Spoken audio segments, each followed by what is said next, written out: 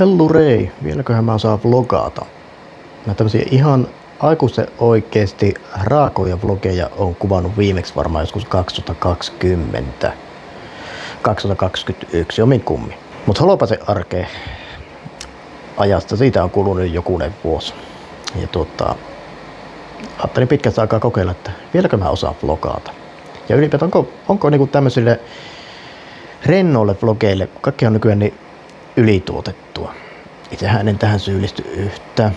Toki mä ymmärrän ihan täysin, että joillakin on elanto kiinni tästä somesta ja näin. No minun elanto ei ole siitä kiinni, jos se on jollekin jäänyt epäselväksi.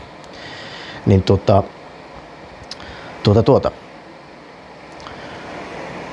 Mitähän mun piti sanoa, mä katkes ajatus.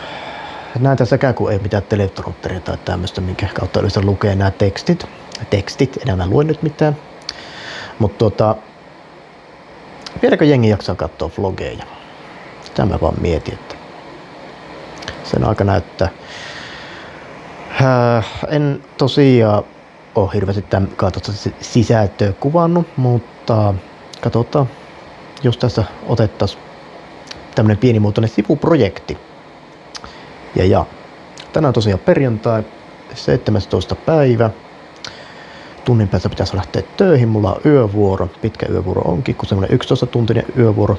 En rupea sieltä kuvailemaan tosiaan mitään. Okei, saatan yhden point of view videon kuvata, mutta se menee tuonne mun pääkanavalle. Eli mähän teen omalla nimellä bussiaista sisältöä, jos se on jollekin jäänyt epäselväksi. Tää Holopaisen arkeen-kanava, niin tää tulee ole ehkä vähän semmonen kevyempi kanava, että jos nää alkaa saamaan kahtomiskertoja nämä videot, niin mikä siinä, tehdään sitten enemmän, ja jos ei, niin katsotaan sitten uudestaan. Tosiaan mä en mitään isoja tavoitteita tälle sivuprojektille pistää, että tehdään omaksi iloksi muiden harmiksi ja katsotaan mitä siitä tulee. Ei mitään, mulla ei ole tämän enempää juttua, mun pitäisi kaikkea muutakin tässä tehdä. Itse mun pitää koko päivän aikana saada kaikkea muuta aikaiseksi, mutta loppuvimmin on vaan siivonut tämän kämpän ja siinäpä se oikeastaan on. Ei siinä mitään.